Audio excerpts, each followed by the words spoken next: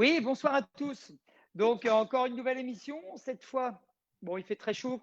Comme je vous l'ai dit l'autre fois à la radio sur Nov FM, on va être avec Vanessa également, qui va nous aider pour le vin, pour savoir ce qu'on va choisir. Elle va Bonjour à intervenir tous. tout à l'heure. Salut Vanessa. Bonjour à tous. Et oui, en effet, j'ai choisi cette fois-ci un crément de Loire en blanc de noir pour accompagner ta recette. Bon, ben super. Alors, c'est quoi du blanc de noir, Vanessa? Le blanc de noir. Tu me lances comme ça, tu veux pas commencer ta cuisine? Non, finalement, changement de plan. Ok, ok. Comme ça, Ah, j'oublie le blanc pas, de... tu comprends?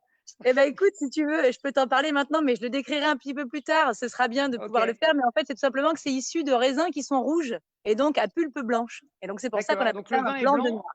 Voilà, le vin est blanc, mais les Voilà, raisins sont noirs. Parfait. exactement.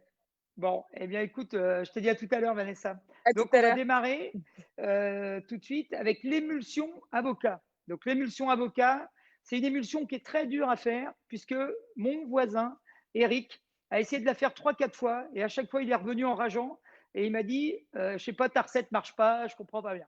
Donc, cette fois, on va faire la démonstration en direct que cette recette fonctionne très bien. Non, il faut juste appliquer quelques principes de précaution. Déjà, on va utiliser un siphon à chantilly. Je sais qu'il y en a plein parmi vous qui en ont un dans le placard et il ne sort pas souvent du placard.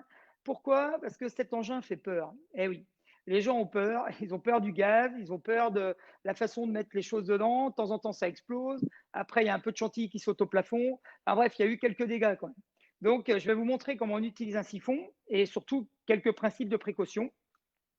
Donc, on va démarrer avec l'émulsion d'avocat qui va accompagner un carpaccio de thon blanc. Donc, j'ai reçu il y a une semaine un magnifique thon blanc de ligne.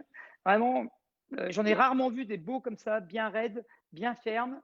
Donc, je l'ai mis au congélateur. Je l'ai sorti un petit peu pour qu'il soit juste ferme, mais pas non plus congelé, parce que ce sera plus facile à couper pour faire notre carpaccio. Et puis, on va l'accompagner avec une petite vinaigrette citron, olive, toute simple, un peu de sel, un peu de piment d'Espelette. Pour le twist, on va ajouter, alors là, il y aura framboise et pastèque. On aurait pu mettre des dés de tomates, on aurait pu mettre des dés de melon. Ce qu'il faut, c'est amener un petit peu de sucrosité pour balancer avec l'acidité. Voilà. Donc, on va démarrer avec l'émulsion. Alors, qu'est-ce qu'il nous faut pour cette émulsion? Il nous faut des blancs d'œufs. Il nous faut un avocat bien mûr, surtout, ça, c'est hyper important. Si ça rate, c'est forcé, enfin, c'est une fois sur deux, c'est parce que l'avocat est pas assez mûr. Du coup, il mixe pas bien et on va pas avoir une belle texture qui va pouvoir nous faire un beau crémeux qui va nous donner par la suite avec le gaz une belle chantilly. Ensuite, on va mettre de l'huile d'olive, du basilic. Ça, c'est pareil, c'est le petit twist. On n'est pas obligé d'en mettre, mais moi, j'aime bien. Donc, le basilic, c'est la saison. Beaucoup de tabasco, une pincée de sel, un petit jus de citron jaune pour que notre avocat ne noircisse pas. Et puis, on va rajouter de la crème, mais on va la rajouter à la fin. C'est aussi ça la petite astuce, c'est que si on met la crème au départ, elle va trancher avec le jus de citron. Qu'est-ce que ça veut dire trancher? C'est-à-dire qu'elle va se séparer en lait et en beurre.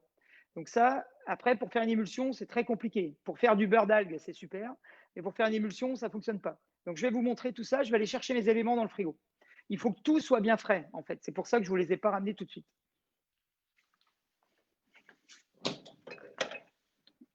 Alors, oui, je sais, j'ai vraiment beaucoup de mal. Alors, Mathieu, qui est en régie, me dit qu'on ne voit pas mon plan de travail.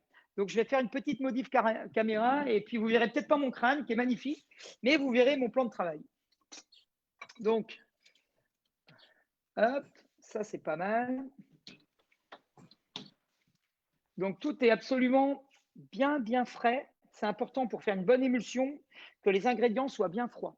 Donc, je vais incliner la caméra. Ça, j'ai beaucoup de mal avec ça. Sans toucher à rien pour pas quitter le truc. Voilà. Alors, là, ça me paraît pas mal. Là, ça me paraît pas mal. Bon, hop, faut pas que ça tombe C'est non un très plus. joli plan de travail. Ah, ben, il est magnifique. Ah oui. Moins beau que mon crâne, mais c'est pas mal quand même. Donc là, je vais me mettre comme ça. Je crois que je vais être obligé de remonter un petit peu ou d'enlever un bouquin. J'avais mis un bouquin sous la caméra. Je pense que je vais l'enlever et on devrait y arriver. Alors, est-ce que c'est mieux là? Tac, tac. Voilà. Là, ça doit pas être trop mal. C'est au millimètre, hein. Voilà. Hop. C'est parfait. Bon, bah écoute,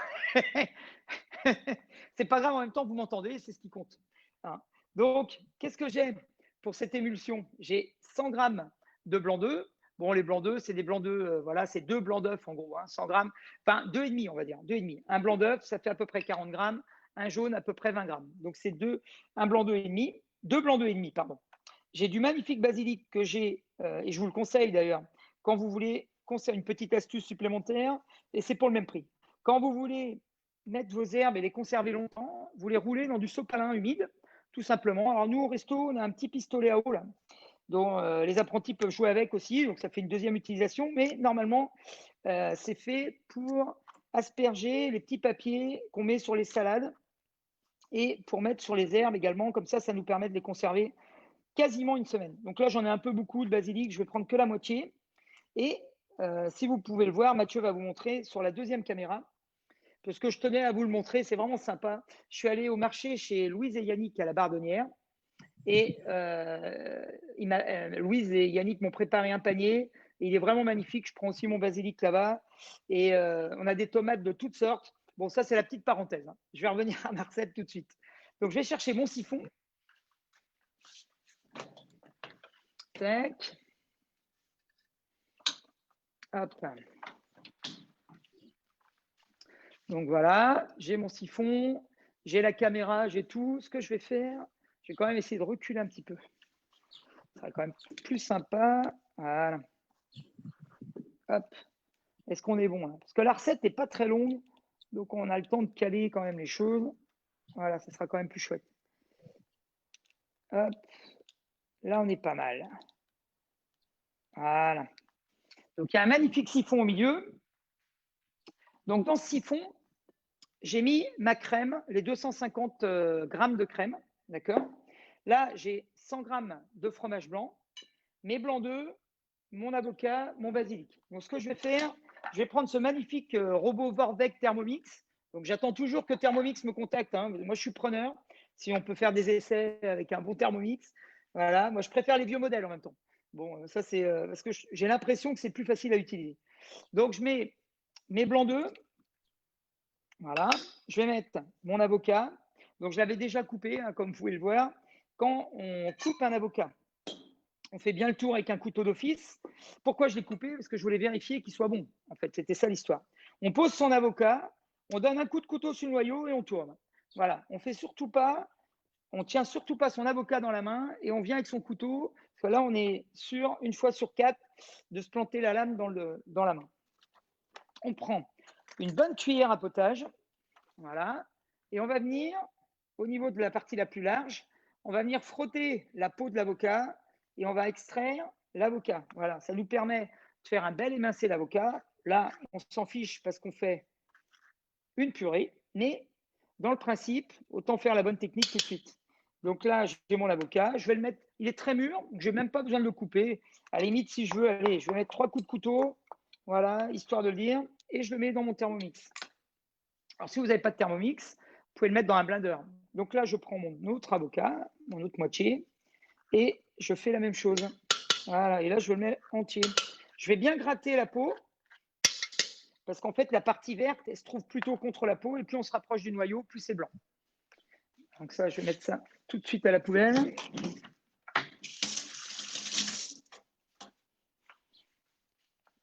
Donc j'espère qu'Eric nous regarde. Il prenne bien la leçon, voir comment ça fonctionne. Hop là, zut. Alors, je vais remettre ma petite oreillette. Ok. Je vais émincer mon basilic, parce que ça, c'est plus dur à mixer. Voilà. Hop, le plus frais, le plus vert possible. Sinon, on va avoir une couleur marron et c'est pas dingue. C'est pas franchement ce qu'on veut. Donc, hop. Maryse, je vais rajouter mon fromage blanc. Voilà. Donc là, si vous avez bien suivi, on a 100 grammes de blanc d'œuf, un avocat bien mûr, le fromage blanc, le basilic, il nous manque le sel, le citron et le tabasco. Donc là, j'ai du jus de citron, j'avais fait avant l'émission. J'ai à peu près 10 centilitres qui correspond à peu près à 3 demi-citrons verts. Citron jaune, pardon. C'est du citron jaune, hein. Donc je vais mettre ça. Je vais mettre du sel. Je vais mettre une bonne pincée. Ce qu'il faut qu'il y ait un… Plus on met de jus de citron, plus on met de sel en gros. Voilà. Sinon, on ne va pas le sentir. Et ensuite, je vais ajouter 10 centilitres d'huile d'olive. Donc 10 centilitres d'huile d'olive, ça fait à peu près 100 grammes. Hop, ils sont ici. Donc là, c'est une huile d'olive ordinaire. Et ici, j'ai une huile d'olive de Nyons, dans le sud de la France, qui nous servira pour l'assaisonnement. Hop. Voilà. Je vais mettre ça à mixer. Je vais vérifier avant d'en rien avoir oublié. Piment d'Espelette, vous avez vu, j'en ai des beaux là derrière. Seulement, j'en ai pas de moulu. Donc, ce que je ferai, je vais mettre plutôt du poivre, mais je le mettrai dessus après. Tabasco, ça, j'ai pas mis. Donc, ça, je vais le mettre tout de suite. Je vais mettre une dizaine de gouttes. Hop. Voilà. Une dizaine de gouttes. Ouais, j'ai la bouteille king size, hein, c'est pour le restaurant. Vous l'avez bien compris. Hop, je vais ranger tout ça. Et j'ai toujours ma crème qui se trouve dans mon siphon. Je vais mettre à mixer, il n'y en a pas pour longtemps, hein, je pense, parce que c'est assez bruyant. Voilà, je mets à fond.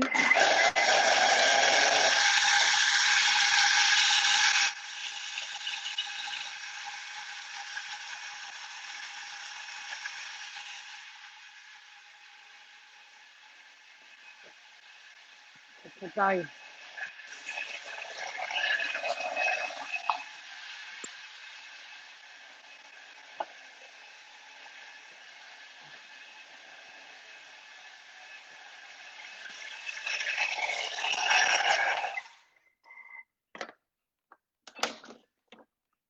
Pardon? Alors.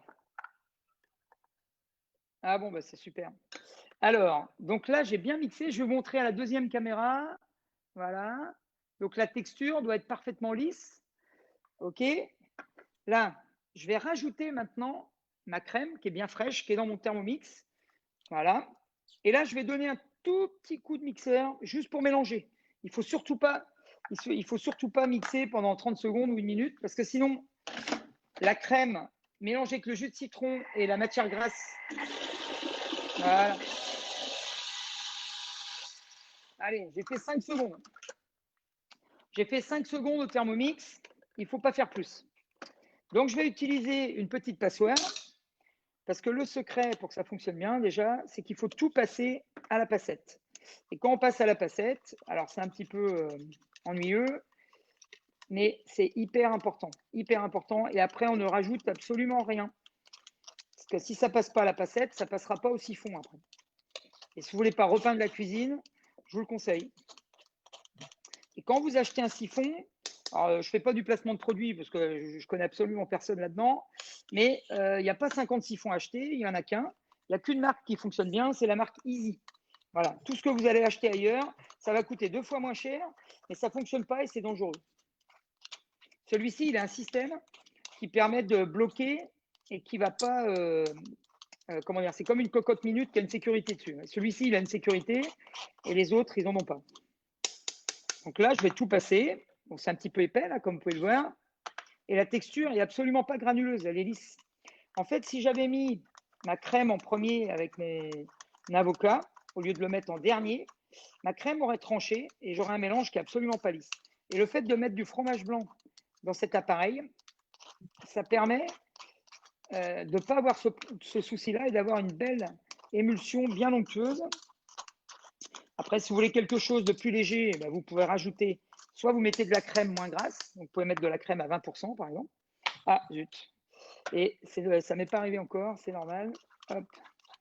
Alors, je vais continuer. Je vais essayer de continuer sans. Non, je vais essayer de la mettre. Voilà. Tac. Je ne suis pas le roi de l'oreillette, hein, vous l'avez vu dans l'émission précédente. Voilà. Donc là, je passe bien. Hop. Hop, hop, hop. On va aller au bout du bout. Je vais prendre ma maryse.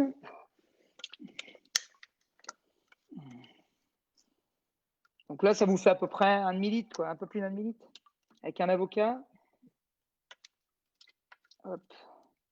Je vais regoûter. La seule chose que je peux rajouter dedans, éventuellement, c'est du tabasco.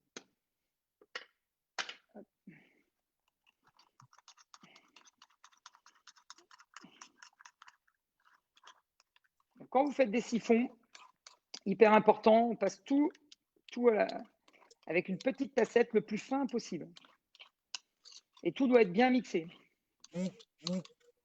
Après, on peut faire infuser du lait, de la crème avec du foin, par exemple, ou avec de la cannelle, ou avec des herbes. On n'est pas obligé de mixer, du coup. Hein. Ça sera plus facile à passer. Là, on a un mélange qui est un peu épais. C'est vrai que la recette, c'est pas ce qu'il faut faire en premier. Hop, et voilà. Alors, maintenant, je vais prendre mon siphon et je vais verser tout ça dedans. Allez, c'est sympa, c'est bien onctueux. La couleur est chouette.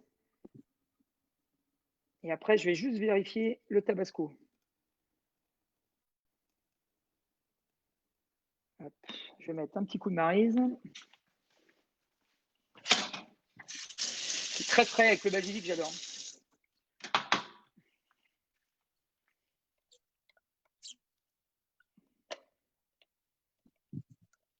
Et pour la couleur, ce que vous pouvez mettre aussi, c'est des pousses d'épinards.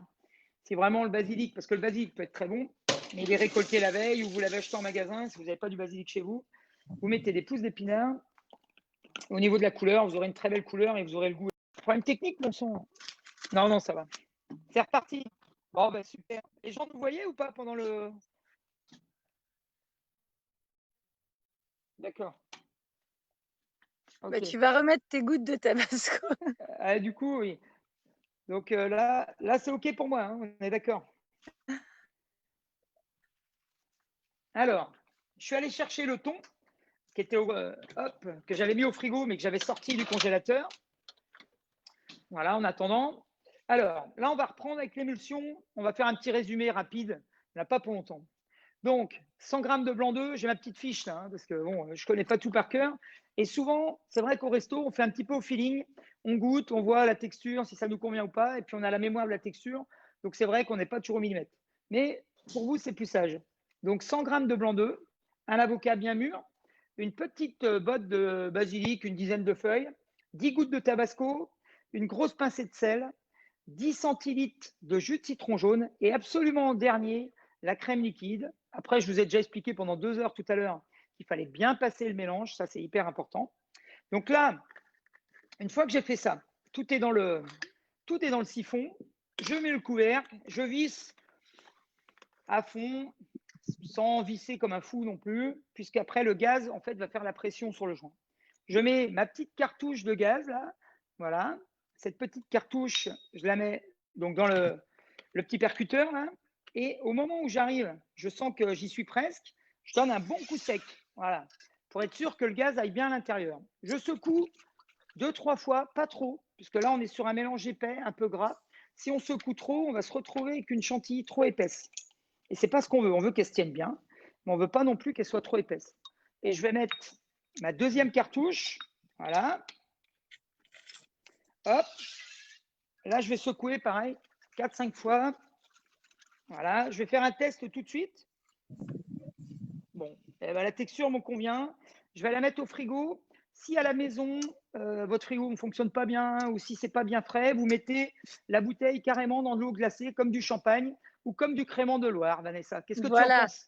Merci. Merci.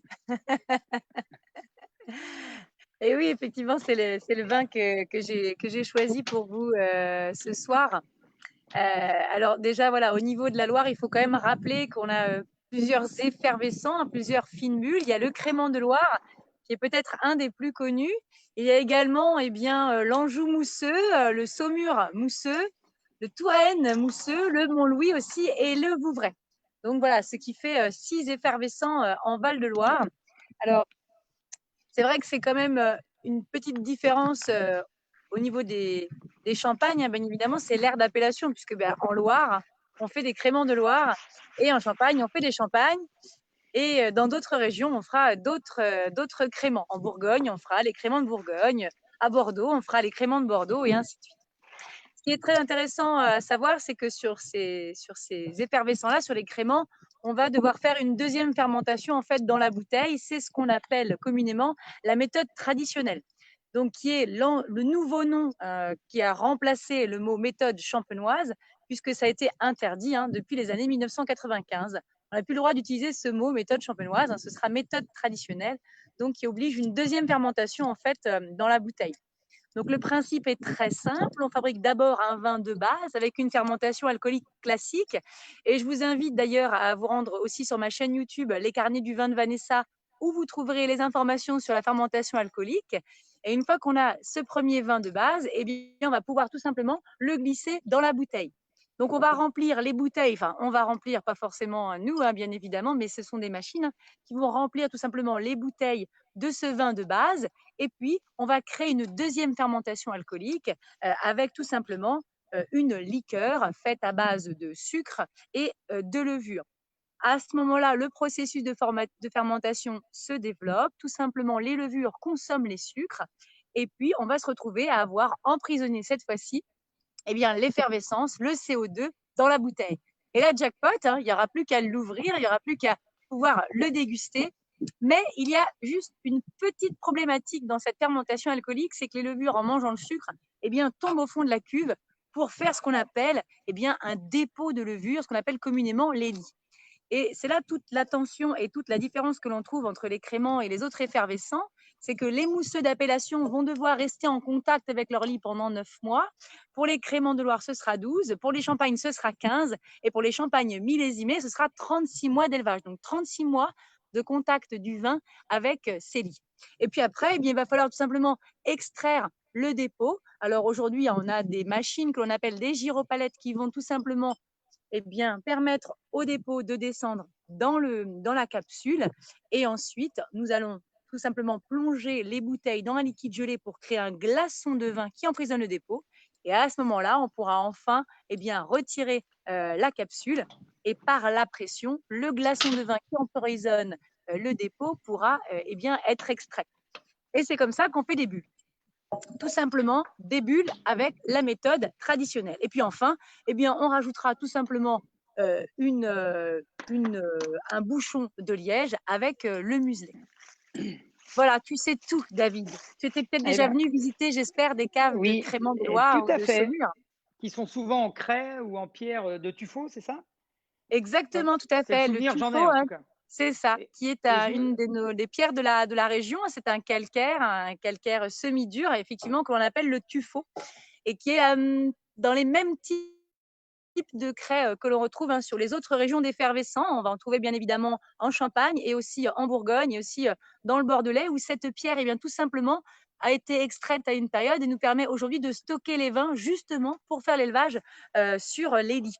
Donc nous, on a beaucoup de caves ici troglodytiques, voilà, des caves de tuffeau et qui sont idéales en ce moment puisqu'elles sont à 12-14 degrés. Alors avec les chaleurs que l'on a, je vais te dire, on peut aller boire un verre directement dans les caves, on est plutôt bien installé. Voilà, si les gens n'ont pas envie de venir à la Garnache, éventuellement, ils peuvent aller sur les bords de Saumur. Éventuellement. Exactement. Mais bon, ça, c'est vraiment l'option B, quoi. C'est pas. Exactement. Il y avait autre chose que je voulais te demander, Vanessa, parce on dit aussi vieillir sur latte. Alors, qu'est-ce que c'est vieillir sur latte? Oui, c'est tout simplement ça. C'est exactement la même formulation, sur lit ou sur latte. C'est tout simplement les vins qui sont tout simplement en contact avec les lits. Donc c'est le même mot qui est utilisé pour l'élevage. Eh ben, super. Dans les belles caves troglodytiques. Merci beaucoup, Vanessa. Avec plaisir. On ouvrira tout à l'heure. Moi, j'ai pas trop secoué. Enfin, je l'ai un peu retourné. On verra si ça coince. Ok. Bon, tout à l'heure. Bon, je vais reprendre. Donc, je vais reprendre la main. Donc là, on va être maintenant sur notre carpaccio. Notre émulsion est tranquillement au frais. Elle va pouvoir servir, d'ailleurs, autre avantage du siphon. Ça, j'ai oublié de vous en parler tout à l'heure. Mais c'est aussi une façon de conserver, vos émulsions, vos chantilly, puisque à partir du moment où on met du gaz à l'intérieur, je crois que c'est un gaz à base d'azote. Donc, il n'y a pas d'oxydation, puisqu'il n'y a pas d'oxygène, ou de dioxyde, je ne me souviens plus. Ça vous permet de conserver vos crèmes, vos chantilly pendant au moins une semaine, si c'est conservé à une température autour de 2-4 degrés. Voilà, donc les frigos modernes, ça fonctionne. Bon, les anciens frigos, peut-être moitié moins, mais quelques jours, on va dire. Donc là, j'ai une magnifique longe de thon blanc que je vais vous montrer sur la deuxième caméra. Si Mathieu n'est pas endormi, il pourra nous la mettre en place. Voilà, c'est pour vous montrer comme c'est beau. Super.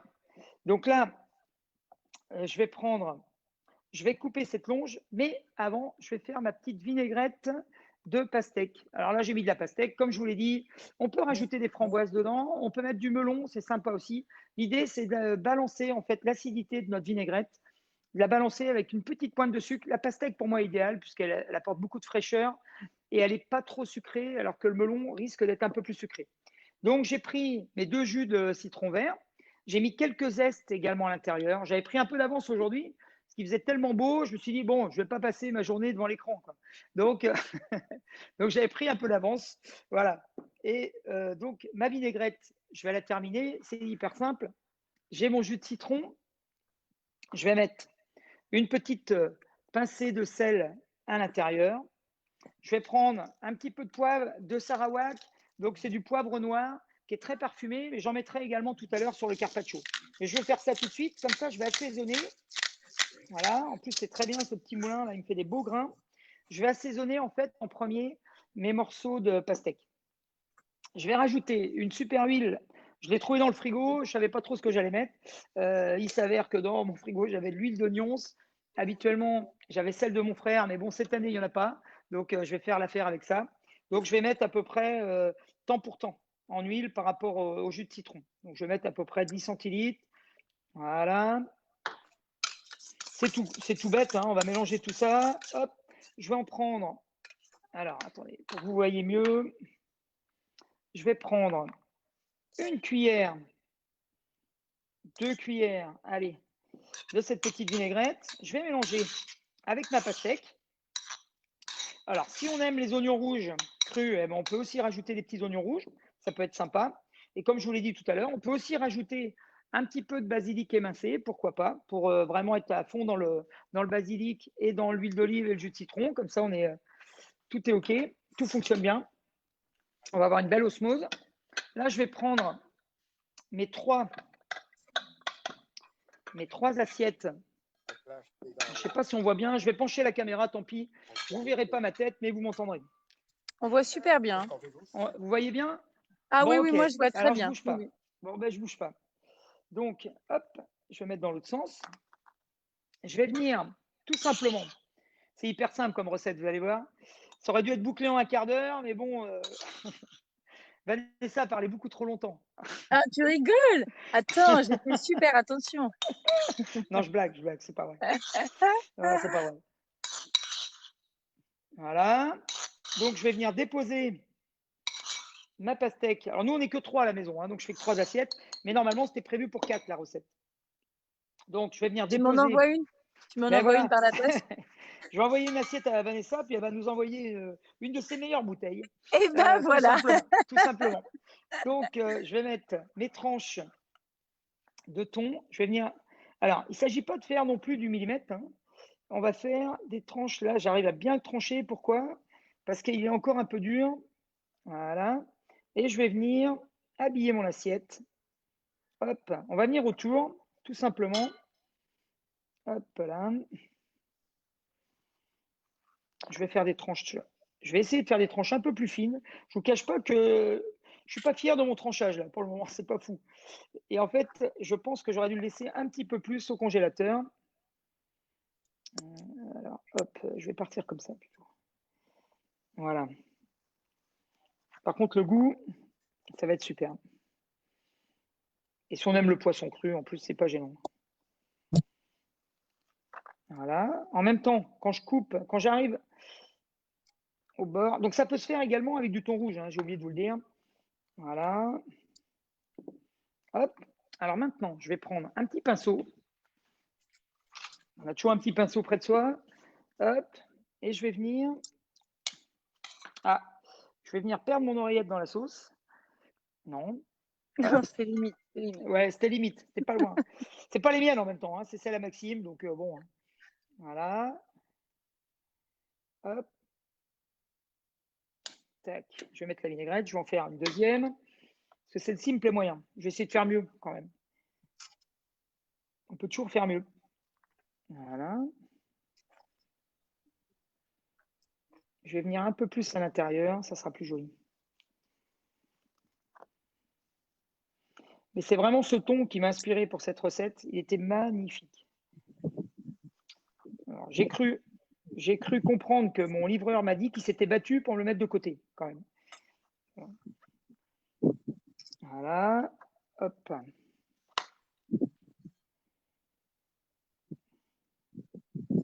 Voilà. Voilà. Et en même temps, quand j'arrive sur la fin, hop là, sur le bas de ma longe où c'est un petit peu nerveux, je mets un petit coup de couteau. Alors ça va être compliqué à vous montrer à la caméra, mais je mets un petit coup de couteau sur le côté de façon à ce que les parties blanches qui sont un peu plus nerveuses restent dans le fond sur la planche. Voilà.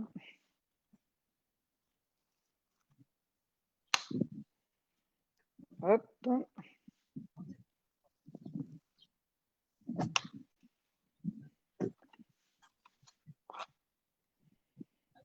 Alors, si on le souhaite, on peut également, parce que le tranchage, je comprends que ce ne soit pas simple pour tout le monde, on peut également couper des cubes.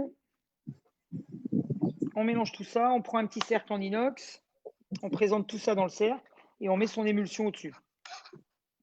Là, bon, je vais mettre ça de côté, j'en ai assez. Hop là, c'est bon.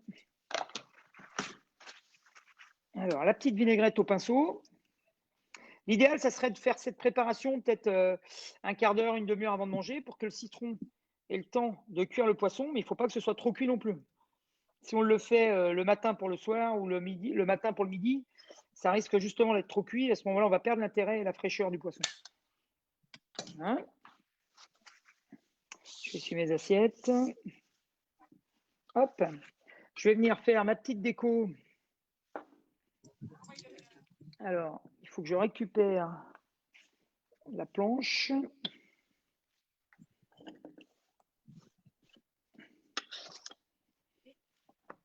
Ça va être très rapide. Vous allez pouvoir retourner à la plage d'ici peu.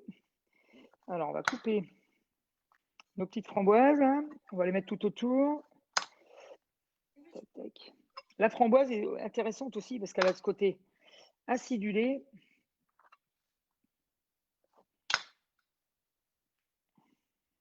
Allez, on va en faire un avec 5, un avec 3 et un avec 2. Tac.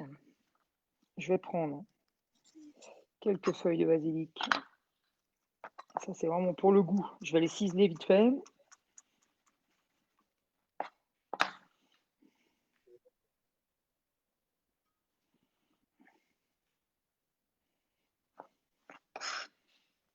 Hop. Des petites tomates cerises.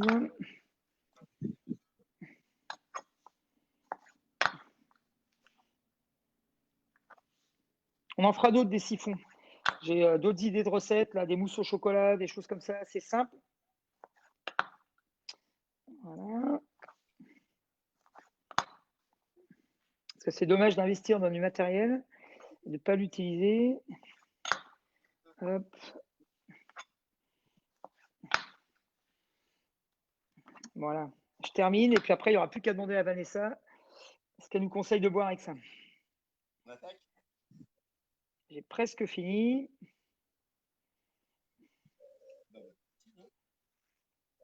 Hop, hop, hop, hop. Voilà. Le siphon.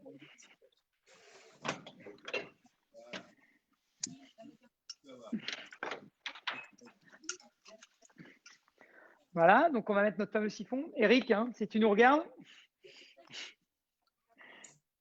Hop, zut. Ah mince, dommage, c'était presque bon le truc. Là. Hop, c'est ça quand on fait le malin. Donc là, je vais venir faire une belle boule d'avocat au milieu. Ah, t'as vu, hein? Voilà. Le fromage, c'est pas du fromage. Voilà.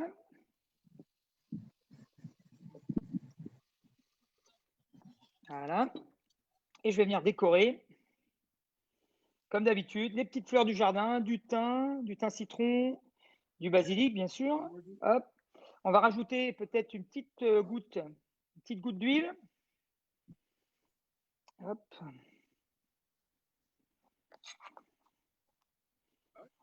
Et puis, je vais te montrer ça, si tu veux, sur la caméra. Hop. Je vous enverrai une belle photo après pour le site.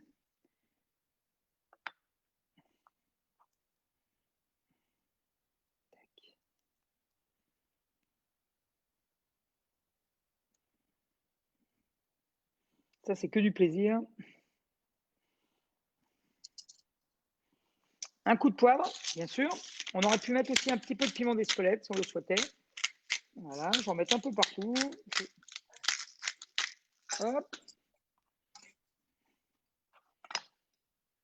Et une petite goutte d'huile. Si j'arrive à maîtriser, oui, ça. Hop. Tac. Bon, mais voilà, Vanessa, c'est à toi. Je te montre juste la photo à la caméra. Voilà, je ne sais pas si tu vois. Oui, c'est Ouais, pas c'est très mal. très beau. Ça donne vraiment envie. Alors, j'essaie d'imaginer les différentes textures que tu as quand tu as proposé ta recette. J'imagine qu'on a quelque chose de très crémeux au niveau de ton émulsion d'avocat, hein, quelque chose d'assez rond, d'assez gras. Hein, c'est pour ça aussi que je suis allée chercher justement un blanc de noir avec un élevage suffisamment long pour que on puisse retrouver justement ce gras-là. Et puis sur l'effervescence, eh bien parce qu'on finalement on oublie parfois trop souvent les effervescents, et bien sur les recettes de poissons comme tu nous proposes.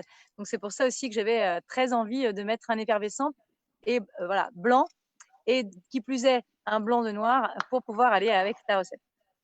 Eh ben, c'est sympa, Vanessa. Merci beaucoup. Eh ben, bon appétit pour ceux qui nous ont suivis et qui ont réussi à faire la recette en même temps. Et Eric, si tu n'y arrives pas, là maintenant, c'est impossible. Là, tu as tous les éléments, hein. Donc, je te dis à bientôt et je vous dis à bientôt à tous. Merci Mathieu, merci Vanessa. Excellente soirée, à très bientôt. Merci beaucoup. Merci. Merci.